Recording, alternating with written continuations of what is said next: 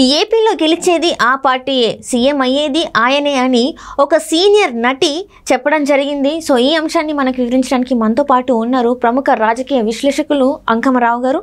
నమస్కారం సార్. నమస్తే అండి. సార్, ఇప్పుడు చూస్తున్నట్టయితే ఒక సీనియర్ నటి అయితే ఏపీలో ఆ పార్టీ గెలుస్తుంది, ఆయనే సీఎం అని చెప్పేసి అయితే ఒక రివ్యూ అయితే ఇచ్చారు. ఇంతకీ గెలిచేది ఏ పార్టీ, ఎవరు సీఎం అవబోతున్నారు సార్ ఏపీలో? తెలుగు చలనచిత్ర చరిత్రలో తనకంటూ ప్రత్యేక స్థానాన్ని సంపాదించుకొని జాతీయ స్థాయిలో కూడా తన ప్రతిభా పాఠవాలతోటి అందచందాలతోటి ఎంతోమందిని ఆకట్టుకున్న నటీమణి శ్రీమతి జయప్రద గారు. ఆమె రాజకీయ ప్రస్థానం అనేది తెలుగుదేశం పార్టీతోటి మొదలైంది. అవును సార్.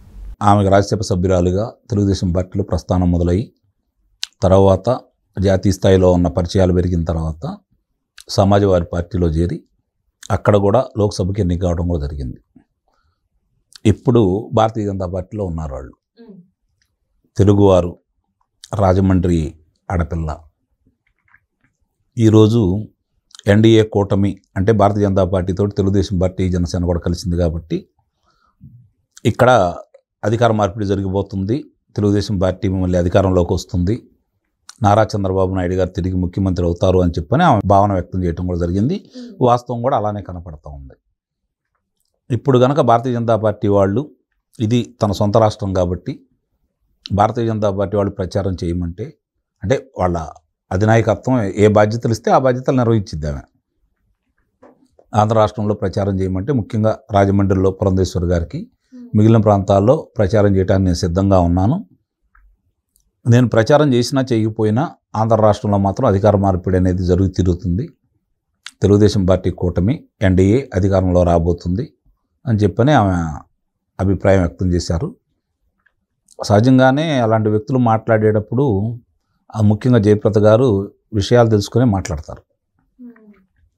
ఆంధ్ర రాష్ట్ర ప్రజల యొక్క ఆలోచన విధానానికి అనుగుణంగానే మాట్లాడారని అయితే నేను భావిస్తున్నాను. ఇప్పుడు నిన్న చూసాము ఒక కేంద్ర మంత్రి, అలాగే అమిత్ షా గారి ముఖ్య అనుచరుడు కూడా 140 స్థానాలు, 23 లోక్సభ స్థానాలు కూడా వస్తున్నాయి అని చెప్పని వాళ్ళు చెప్పారని చెప్పని మనకి ప్రచారం కూడా జరుగుతూ ఉంది. కేంద్రం భారతీయ జనతా పార్టీ వాళ్ళు తెలుగుదేశం పార్టీతోటి కలవాలన్న కోరిక రావడానికి కూడా తెలుగుదేశం పార్టీ, జనసేన కూటమి అధికారంలోకి వస్తుందనే సమాచారం వాళ్ళకు ఉండబట్టి ఇప్పుడు భారతీయ జనతా పార్టీ నాయకురాలు, మాజీ లోక్సభ రాజ్యసభ సభ్యురాలైనటువంటి జయప్రద గారు ఈరోజు మళ్ళీ తిరిగి ఈ కూటమి అధికారంలోకి వస్తుందని చెప్పి అంత గట్టిగా చెప్పారు అంటే వాళ్ళందరి దగ్గర సమాచారం ఉండబట్టి.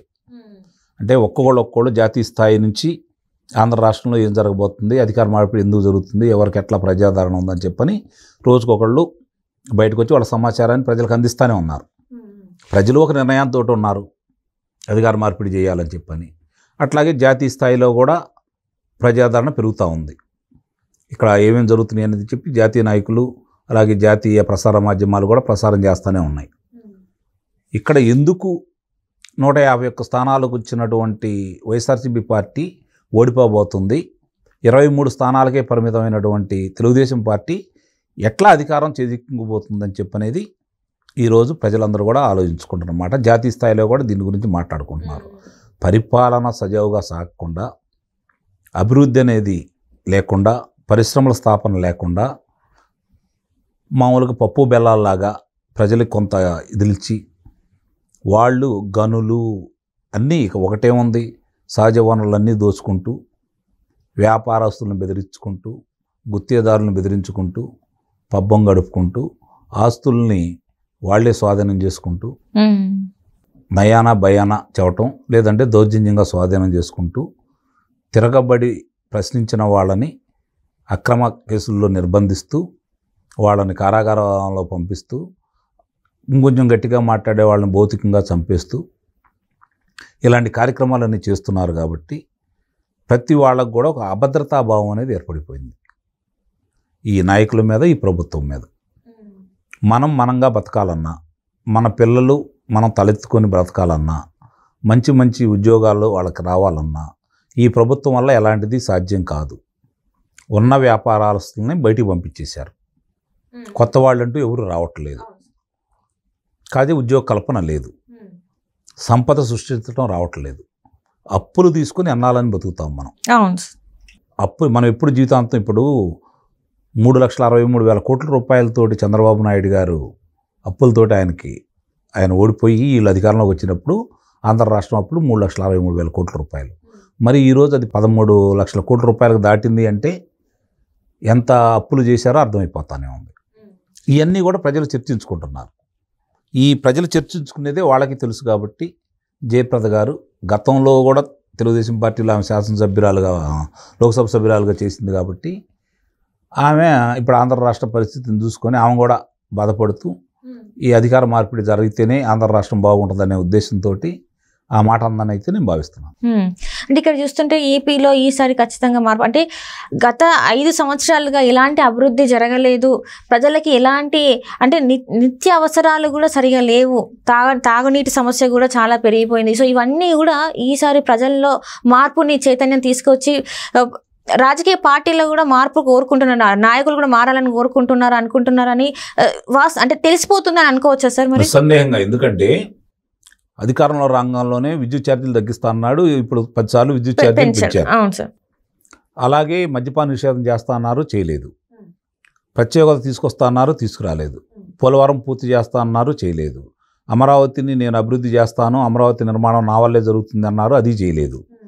సిపిఎస్ రద్దు చేస్తా అన్నారు, ఉద్యోగస్తులను ముంచేశారు. మెగా డిఎస్సి తీసుకొస్తా ఉన్నారు, వాళ్ళని అట్లా చేశారు. అంటే విద్యార్థులను ఆ విధంగా ముంచేశారు. ప్రత్యేక హోదా రాలేదు. ఇవన్నీ కూడా ఏమీ సాధించలేదు.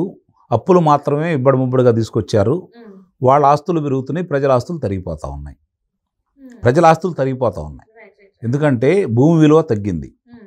తెలుగుదేశం ప్రభుత్వంలో ఉండగా రైతులకు సంబంధించి ఏదన్నా విపత్తు సంభవించినా కూడా 10 సెంట్లో 5 సెంట్లో అమ్ముకుంటే వాళ్ళు అప్పులు తీరే పరిస్థితిలో ఉన్నారు. వాళ్ళు ఈరోజు ఎకరం అమ్ముకున్నా కూడా అప్పులు తీరే పరిస్థితి కనపట్టలేదు.